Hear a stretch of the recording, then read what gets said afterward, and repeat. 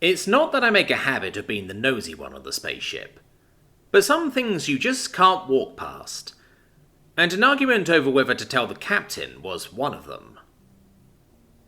I paused in the hallway, one foot in the air and my arms full of boxes from the storage hold. Then I spun on my heel and went back to the doorway that Trilly was so fond of leaping out of. She wasn't startling crewmates today. She was trying to convince Coles that something wasn't worth bothering the captain about. "There are no settlements nearby," she said, hissing in irritation. "It is moving slowly. Old information." She loomed over him, all black and red and mandibles and pincher arms. Coles was just as unimpressed as usual. "Could still be useful information to someone," he said, arms crossed and scaly face impassive. "It is marked," Trilly said slowly, "for courtship." "That's been known to be important," Coles replied. "Old information," Trilly said again. "What is?" I piped up from the hallway. Trilly turned her faceted eyes on me. "A small message beacon that is clearly a waste of our precious time." "Might not be," Cole said, not moving. "Is it much of a detour?" I asked. "Nope," Cole said. "Then it couldn't hurt to look, right? I don't think we're behind schedule." Trilly made a hissing groan, waving pincher arms and forelegs both. "It is a courtship note. Those are beyond tiresome, and it is bound to be outdated." Coles tactfully stepped aside. "Could have been dropped by a passing ship." "At that speed?" Trilly demanded, jabbing a wrist finger at one of the screens on the console behind her. "A wrench dropped in hull maintenance moves faster than that."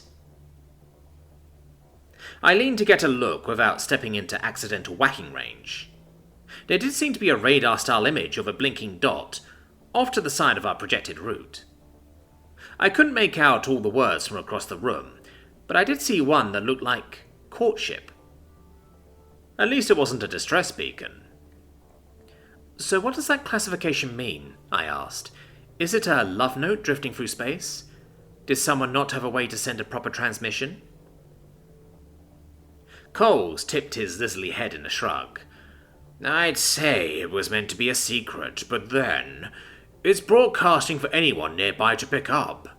My bet is that the sender didn't know exactly where to find the recipient, so they launched this in their general direction." "A long time ago," Trilly reminded him. "This area is empty." "Could have been aimed from one ship to another," Cole said. I looked at the screen, my head full of stories about forbidden romances and near misses told by generations of Earthlings. "We should check. It could be very important. And it's not far, right?" Cole stepped toward the intercom. "Not at all. Let's see what the captain says."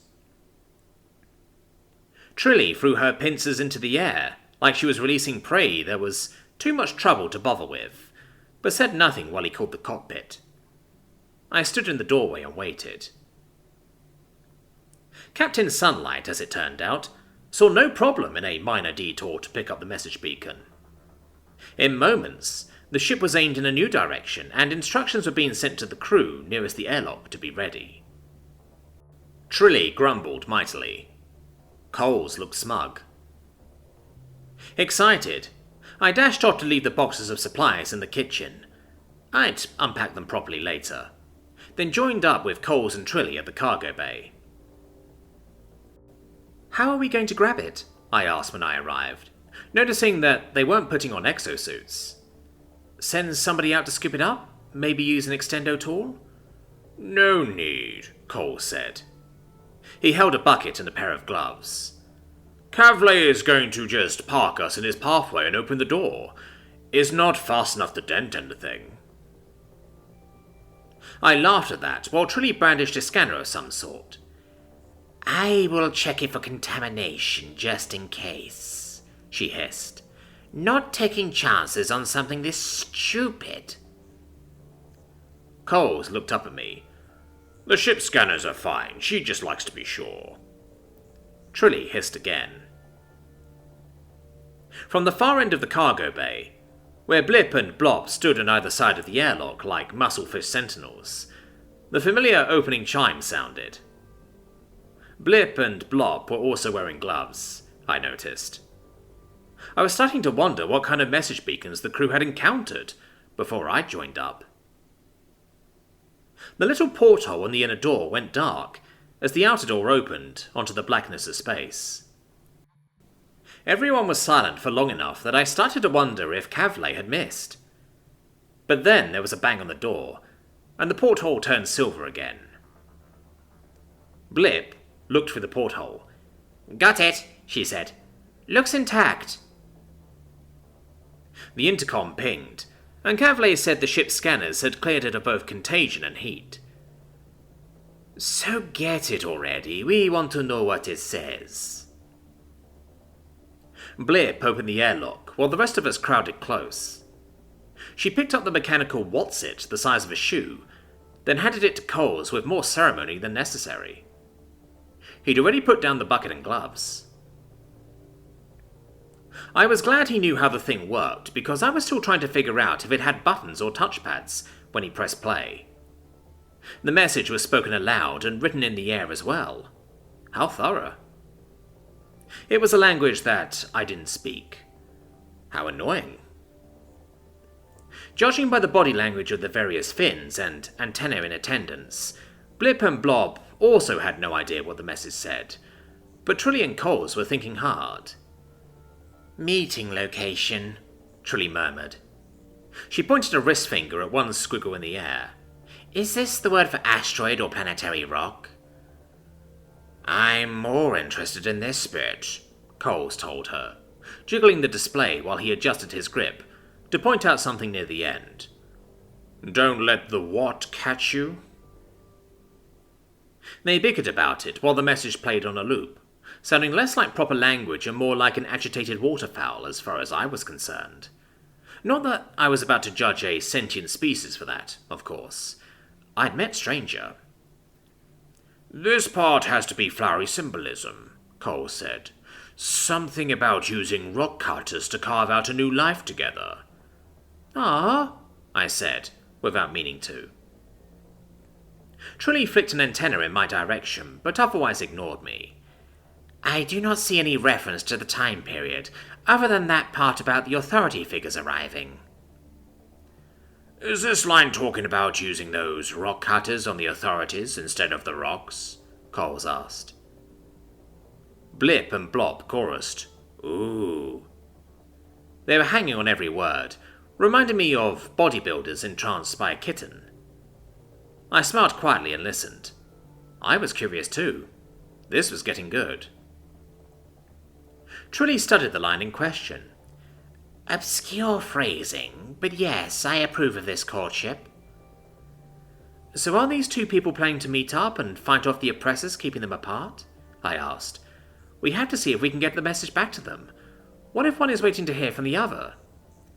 "I still say it is old," Trilly said, but she didn't sound as adamant this time. "Can't hurt to check," Coles declared. Blip and Blop cheered, then dashed for the intercom and elbowed each other over who got to tell the captain. Blop won, but I think Blip let him because she'd been the one to open the door earlier. As soon as the intercom was on, Blop announced, "It's a message between a courting pair who are going to fight their enemies together. Arranging a meeting. Can we go deliver it?" Captain Sunlight sounded amused when she said, "Kavle has already calculated its most likely origin. The region isn't known to be dangerous to outsiders, so I say that's worth a further detour." Blip and Blop cheered again. The captain continued, asking Coles to bring her the best translation they could manage in the next few minutes. This really was a small detour. By the sound of it, we'd be there pretty darn soon. Hooray for top-of-the-line starship engines, or near top, according to Mimi in the engine room. This was just enough time for our two translators to take it back to their office and wrangle the details, while Blip and Blob finished whatever they were doing, and I put away those supplies. I hurried. The jars of spices and extra napkins didn't have to all be stored the right way up. Coles and Trilly must have found a translation file for that exact language, because they were done almost before I was. I returned the empty boxes to the storage hold while I listened to Captain Sunlight read the translation over the whole ship line of the intercom, so the crew was on the same page about our detour. She was always thoughtful that way. And what a message it was. Star-crossed lovers on rival asteroid mining installations, one pledging undying love to the other, suggesting plans to meet and do a great many things with those mining tools. And yes, more than a hint of glorious rebellion against cruel overlords. If the captain hadn't already agreed to go, I would have been campaigning outside the cockpit. With some concern for the danger, of course. Rebellions are rarely safe for anyone, including random courier ships with no business being there. But the region really was marked as safe. Was that rating a lie? Propaganda? Had the rebellion already been squashed? Or did we have the wrong asteroid belt entirely? I was unabashed in my nosiness this time, peeking into the cockpit for a glimpse of our destination as it came on screen. Coles was there behind the captain's chair, holding the message thingy with his usual dignity, while Cavalier worked the controls, blue frills folded in concentration. Trilly was in the hallway with me because she was really too big for the remaining space in the room. She was probably grumpy about that, but honestly it was hard to tell. She watched the screen too. When I'd heard asteroid mining colony, I pictured grey rocks and spacesuits, pickaxes and long work hours. This was not that. The asteroids were painted bright colours. They had houses on them. Also gravity generators, by the looks of it. And they were far closer together than any natural gravity belt had any right to be. Yet they weren't crashing into each other any more than the zippy little cruisers going back and forth were. It looked like a suburb in space. This was definitely the right species, though. The face that popped on screen at the captain's hail was bird-like, with white flecked black feathers, a wide beak, and a voice best described as quackety. Recognisable words, though. "Sky River Information Centre," she said. "How can I help you?" "Hello," said Captain Sunlight. "We intercepted a message meant for someone in this region. Is there a mining colony anywhere about?" Quackety laughter. "There was. Oh, grasses. Did you find something that one of the miners threw at each other and missed?" Beside me, Trilly folded her pinchers smugly. She whispered, "Old information. Should have listened to me." Captain Sunlight maintained her calm. "That does appear to be the case," she said. "It's a message between... what are the names, Coles?" Cole stepped forward with the message capsule. "Sharp Eye of the Tail Reeds and Mud Dancer of the Deep Shadows." The Duck Lady's amusement vanished. "What? You found a message between them?" "Yes," the captain said. She ushered Coles further forward to make sure the camera saw the message capsule. "Were they important?" "I'll say." The Duck Lady made frantic gestures to someone off screen. "They spearheaded the miners' revolution that made everything possible. I can't believe this. Please, come land on the central pad, the blue one. A great many people would like to get a look at that message." Coles cast a smug grin over his shoulder at Trilly, while the captain directed the landing. Trilly threw her pinchers in the air again, but didn't leave. The official was still talking history. "The battles were fierce from the start," she said. "Mud Dancer and Sharp Eye led more than one attack from opposite directions, coordinated in a way that was most unexpected." "Did they survive?" I asked quietly. When the captain raised a brow edge at me, I elaborated. Did they live to see that happy future together that they wanted? "Oh, yes," the Duck Lady said brightly. They had an exceptionally productive mating season. I think they even met up again on a different year, though that's hearsay. Certainly possible, given how many people around here claim to be direct descendants. Oh, I said. In all my thoughts about the undying romance of the whole thing, it had never occurred to me that the species in question might not mate for life. Good for them. Trilly was hissing again, but this time it was laughter at my expense. Duck Lady didn't even notice.